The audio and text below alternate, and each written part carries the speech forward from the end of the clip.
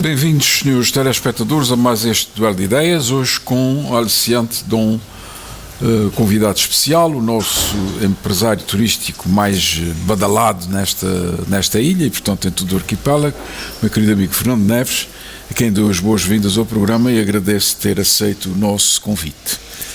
Quem é Fernando Neves? Para mim, antes de tudo, também gostava de agradecer o convite e é um grande prazer estar aqui consigo para trocarmos algumas ideias, não, pelo menos. Quem é Fernando Neves? Fernando Neves é um senhor de ouro. E hoje vou dizer abertamente e sem receios, sou um senhor de ouro que gosta de inovar, de fazer coisas novas e diferentes, principalmente diferentes. E também é uma pessoa que tem algum amor, ou para dizer muito amor pela sua terra e pelos seus produtos e pelas coisas boas que os Açores têm. E também é este amor que me leva muitas vezes também a divulgar e a promover o que é nosso, porque bem merecem ser promovidos e divulgados e bem merece que nós, os açorianos, tenhamos um carinho muito especial porque é nosso, porque temos muitas razões para estar orgulhosos disso. E uma coisa, o senhor nasce em Ponta Delgada? Eu tive essa sorte. E depois estuda em Ponta Delgada? Sim, nasci em Ponta Delgada, já vão lá alguns anos, em fevereiro de 52 nasci, estudei por cá, fiz a faculdade em Lisboa, na área de finanças, no Instituto de Economia. Tive por lá também os primeiros passos profissionais, foi por lá, numa grande companhia, foi a Companhia IBM Portuguesa. Conheci a minha mulher, a atual. Mas em que área é que trabalhou na IBM? Na IBM trabalhei na parte financeira, no chamado, na altura, no accounts receivable, portanto, o recebimento de clientes, e foi aí que eu mantive durante algum tempo. Teve algum professor na faculdade que o impressionasse de maneira especial? Eu tenho um defeito, a minha memória é muito curta, sinceramente, e muitas vezes quando nós falamos, mesmo com os meus amigos do tempo de criança, eu sou sempre surpreendido porque eles me contam, porque eu disse, parece que eu não faço parte desta história quando muitas vezes o faço. Portanto, não, propriamente, sinceramente, não tenho. A única referência que tenho, até há uns tempos que falei com ele, foi o atual líder parlamentar do Partido Socialista, o Ferro Rodrigues, que foi meu colega, fomos contemporâneos pelo menos, e tem a relação. A partir daí... Mas porque é que se depois dedica ao turismo? O seu pai, tanto quanto me lembro, não era um empresário do turismo, era empresário sim, mas noutra área.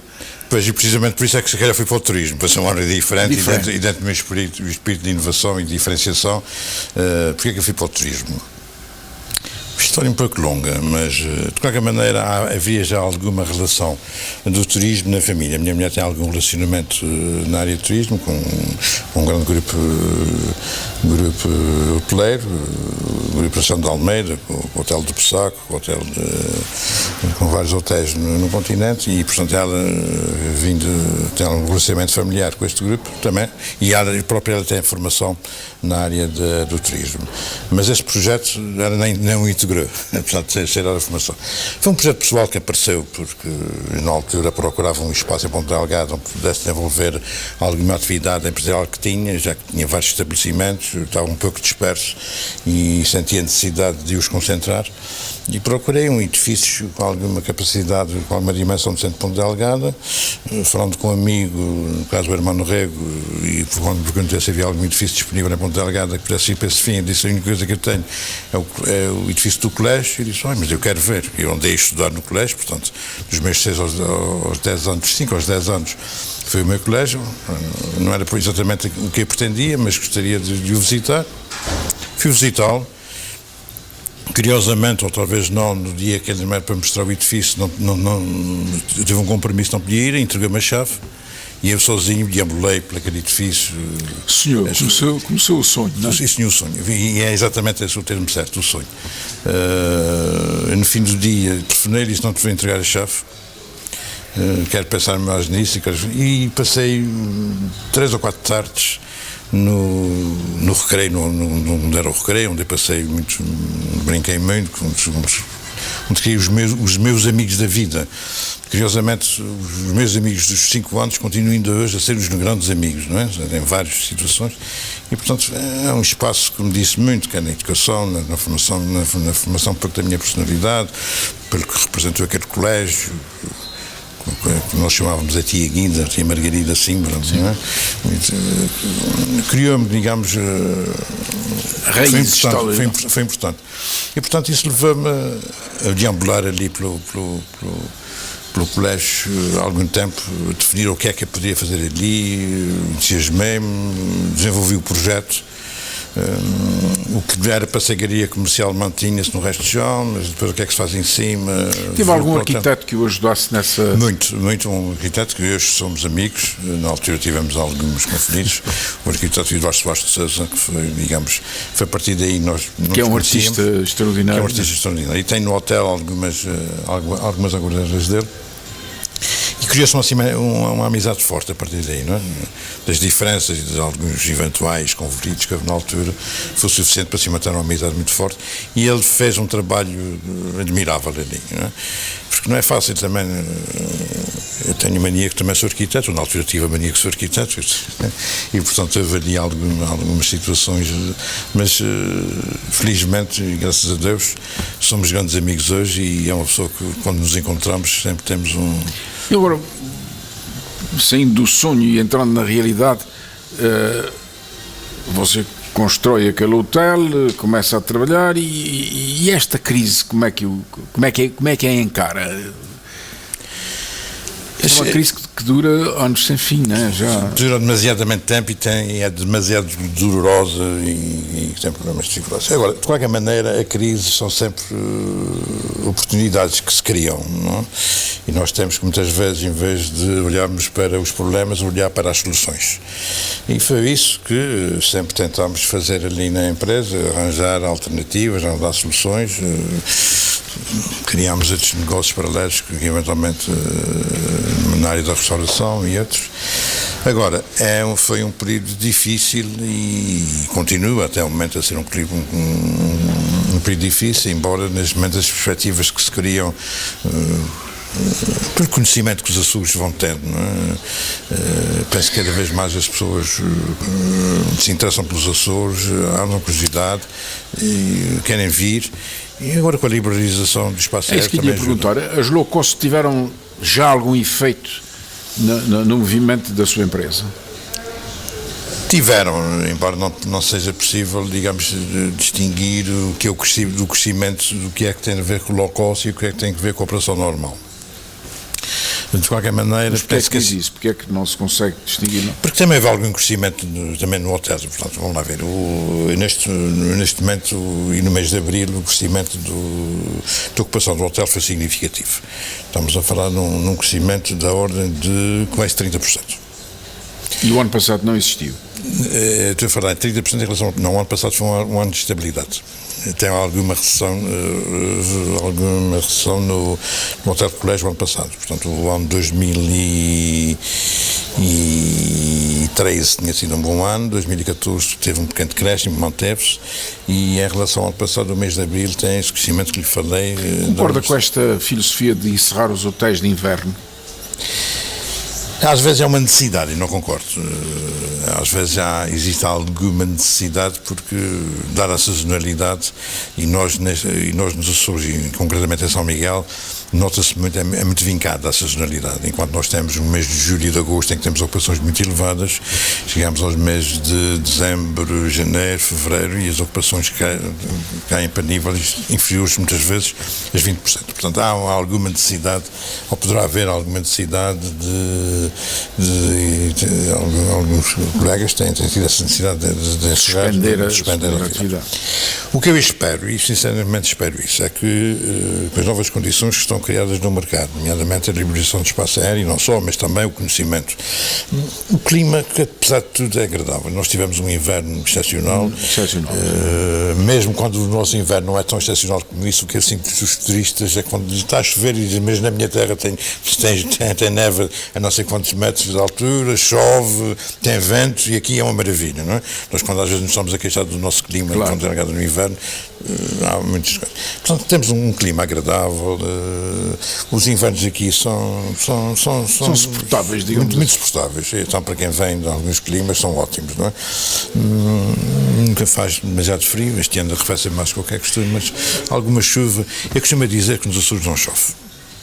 Muitas vezes os meus clientes, enfim, mais amigos que eu recebo na minha casa, às vezes chove e eu digo, nos Açores, em São Miguel, não chove. Não chove, então o que é isso? Deus, todos os dias, vem regar o seu jardim. E é verdade, isso é verdade, não é? Às vezes ele está a ter alhoco e rega demais, não é? Já se esqueceu e estou a regar. Mas nós temos que olhar para a chuva como algo positivo, algo que até deve ser promovido, não é? Se é uma bênção de Deus, isso é a regra de Deus, se calhar temos que convidar as pessoas para virem a rega e regarem-se um bocadinho com essa água. Portanto, concorda com esta liberalização dos transportes e da vinda das low cost para cá? Sem dúvida, concordo, não tenho dúvida em concordar, até porque a low cost traz pessoas normais, digamos assim. Eu a semana passada tive que ir a Lisboa e não precisava estar muitas horas em Lisboa e resolvi ir numa low cost. A low cost sai de Ponta Delgada às 7h30 da manhã e chega a Ponta Delgada às 11h. Isso permite que os açorianos finalmente possam ir a Lisboa num dia, tratar da sua vida profissional e regressar no mesmo dia. Coisa que não acontecia no passado, infelizmente. E eu fui numa das empresas. Pagando quanto? Na altura paguei, parece, cerca de 90 euros, 90 e poucos euros. O que para o que nós pagávamos na altura era baixo. Consegue-se, e neste momento se consegue preço mais baixo, mas paguei 90 euros. E o que eu notei foi que o tipo de cliente que está, de passageiro, não foge muito do tradicional cliente que nós vemos na SATA, onde eu normalmente viajo e naturalmente vou continuar a viajar na SATA prioritariamente. Não, o perfil do cliente é assim, mais ou menos o mesmo. Não há mudança, portanto. Não há mudança significativa. Claro. Quando fui para lá, ia alguns açorianos, ia também alguns açorianos, no regresso à noite vinha maioritariamente turistas. Os dois aviões estavam completamente cheios. Para cá havia muito jovem, gente mais jovem, que também é importante que venham, até porque o jovem vai ter a possibilidade de vir muito mais vezes, não é?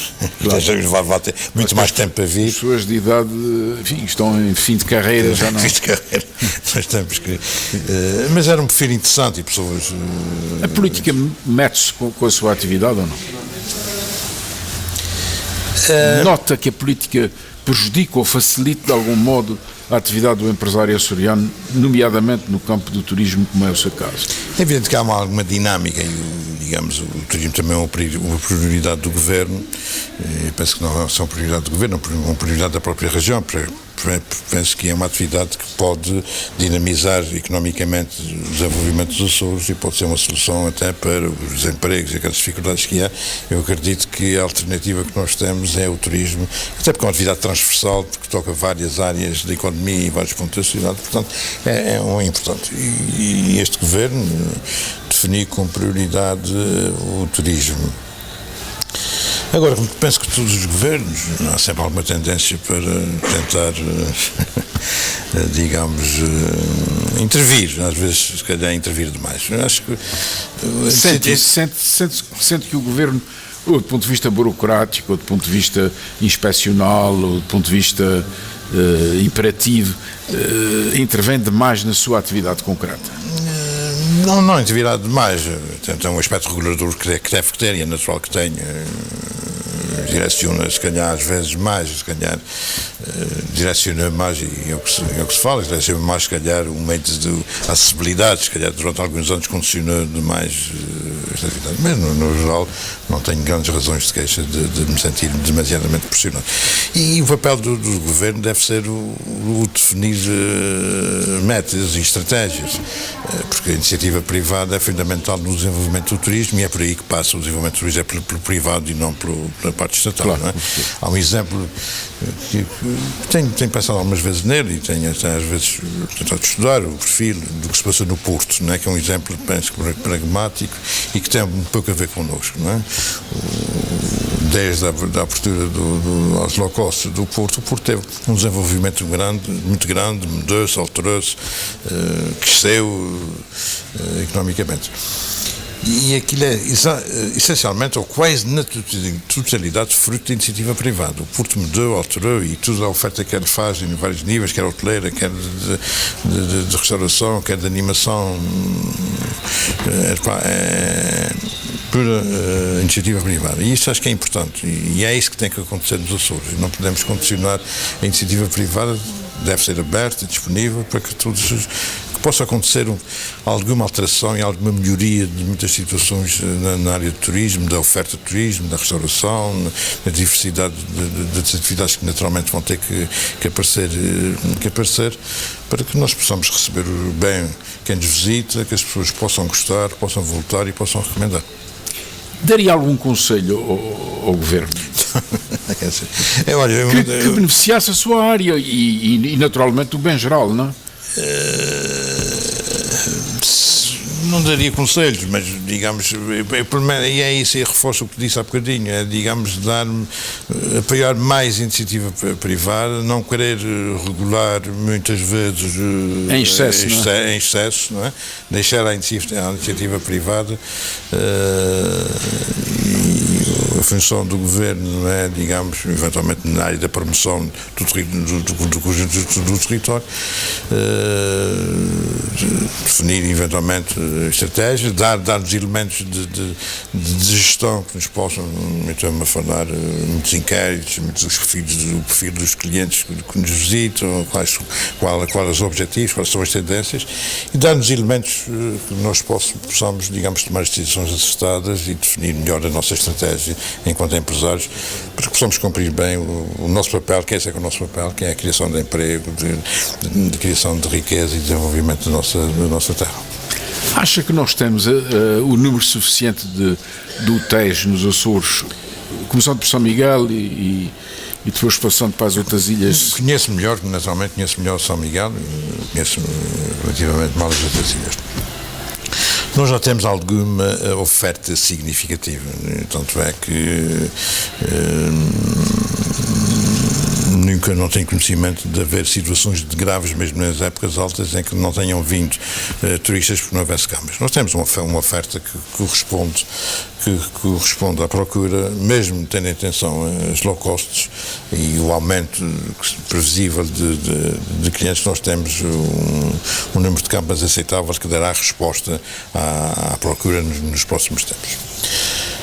Agora, também há aqui alguma dinâmica empresarial que também está a preparar-se para a consolidação do turismo e do aumento do turismo, para que essa oferta possa aumentar. E é conhecido que existem várias situações de novos projetos, de aumento do número de camas, de aumento de oferta em várias áreas, da restauração, da animação, na animação turística, e penso que neste aspecto não nos preocupemos, que não será a nossa maior preocupação.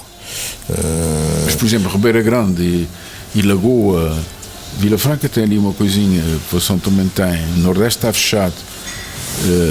Acho que isso vai mudar, que é preciso... Naturalmente vai mudar, mas nós também, digamos, não temos... A dimensão é pequena e também as pessoas vão ter sempre a tendência, os turistas vão ter sempre a tendência para estabilizar. A não ser algum turismo mais específico, o turismo rural, o turismo de habitação, e isso naturalmente... Faz-lhe concorrência o turismo? Eu não sinto como concorrência. É evidente que digamos, se nós pensarmos na área empresarial, é evidente que é mais um concorrente. Mas eu não os olho como concorrentes, eu olho-os como uma mais-valia. Mas porquê? Porque é a forma das pessoas conhecerem muito melhor as nossas belezas naturais, o estarem mais em contato com a natureza. Quando viaja para fora, vai para o turismo rural ou vai para um hotel?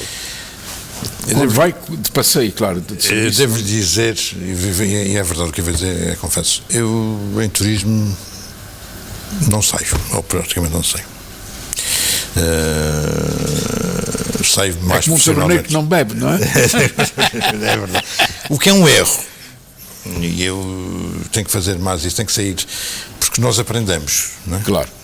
Mesmo que que eu saísse, e não sei muito em turismo, em lazer, é uma forma de contratar estas experiências, estas situações que me podem enriquecer enquanto empresário e podem enriquecer a oferta que eu faço no meu hotel.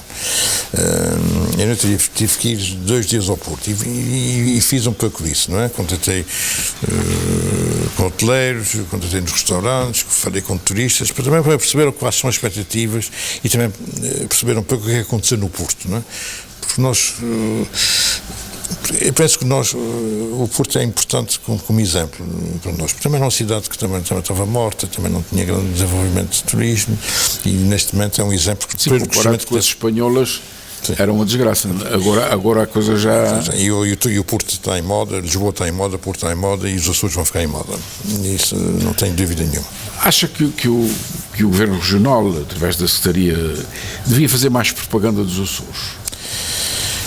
Ou pelo menos devia fazer propaganda, se calhar, de uma forma diferente, não é? Deixar um pouco as formas tradicionais de fazer promoção e ir mais às formas atuais, não é?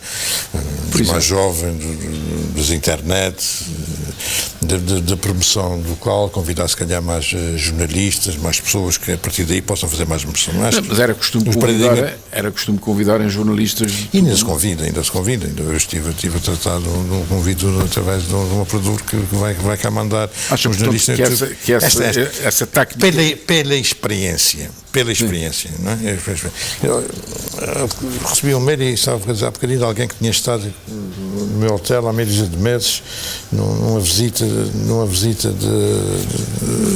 educacional, que nós chamamos, não é? De formação e de dar a conhecer. E agora me dizia, umas pessoas amigas e conhecidas, uns clientes vão lá para o hotel e eles diziam, mas será que eles te gostem tanto como eu gostei?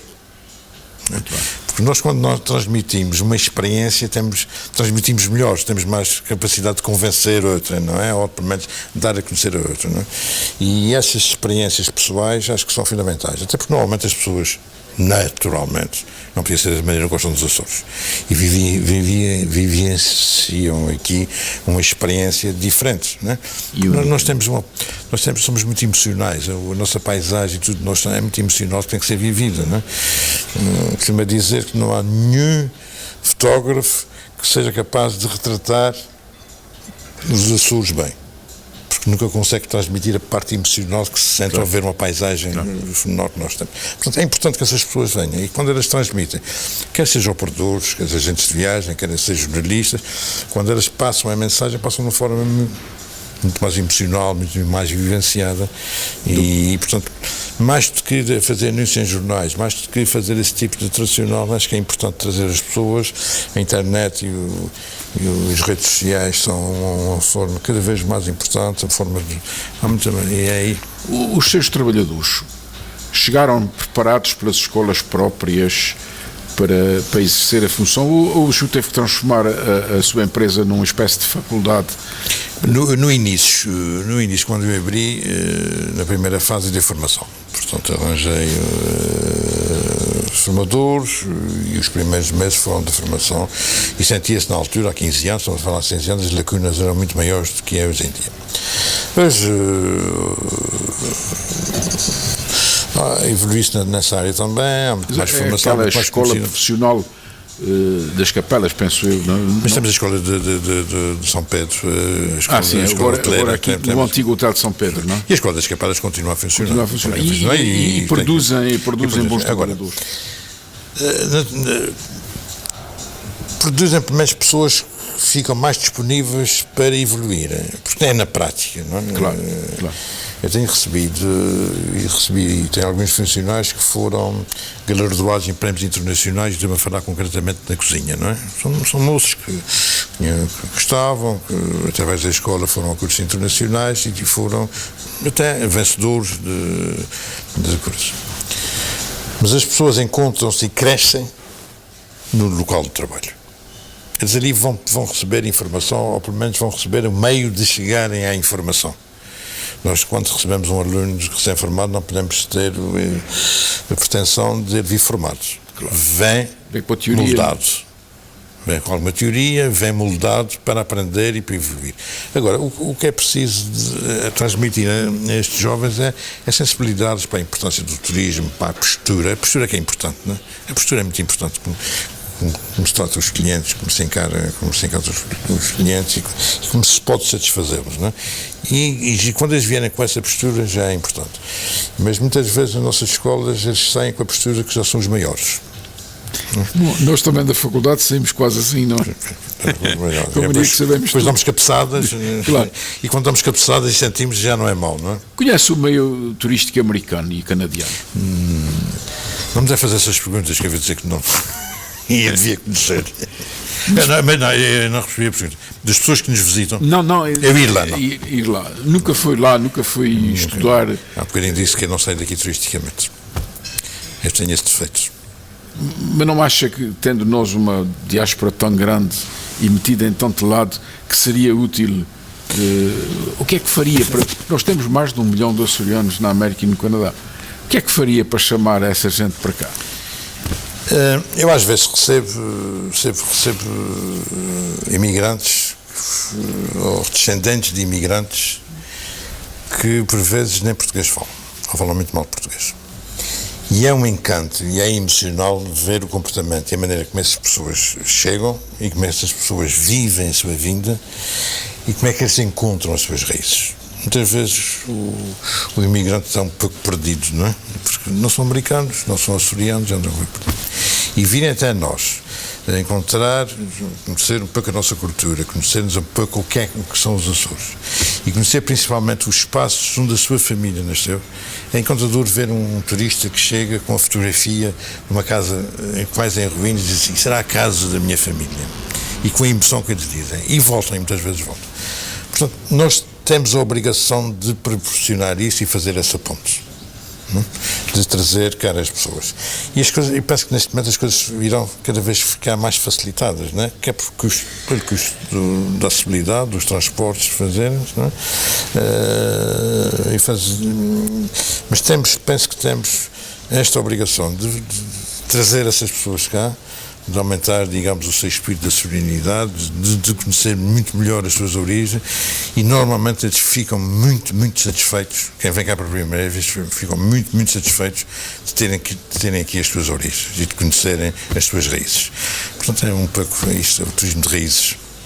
Fernando Neves, muito obrigado pela sua disponibilidade para esta nossa conversa. Foi um gosto. E vai-me deixar agora mostrar aqui uns livrinhos que eu trouxe em homenagem a si. Trouxe do Carreiro da Costa o orgulho de ser açoriano. Carreiro da Costa é o pai da escola do turismo, digamos assim, ligada à etnografia. Ele foi delegado de turismo durante muitos anos e era um estudioso, sendo ele um admirador de Salazar e, portanto, do centralismo político. A verdade é que ele não se inibiu de escrever uma coisa que poderia ser ligada, enfim, às posições mais radicais do açorianismo, o orgulho de ser açoriano, que o nosso convidado de hoje falou, embora sem saber que eu trazia este pequeno opúsculo dele, que é muito interessante. Carreiro da Costa é um académico, não é?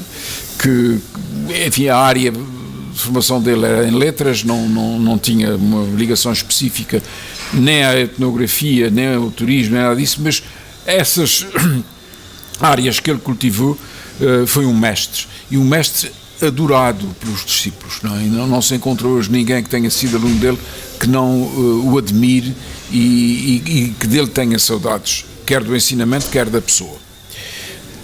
Trouxe-vos também o Espelho Cristalino em Jardim de Várias Flores, do Frei Diogo das Chagas, que é um trabalho do século XVII, muito interessante, porque o professor Dr. Artur Teodoro de Matos resolveu publicar isto. Eu já falei neste livro aqui neste programa já há muito tempo.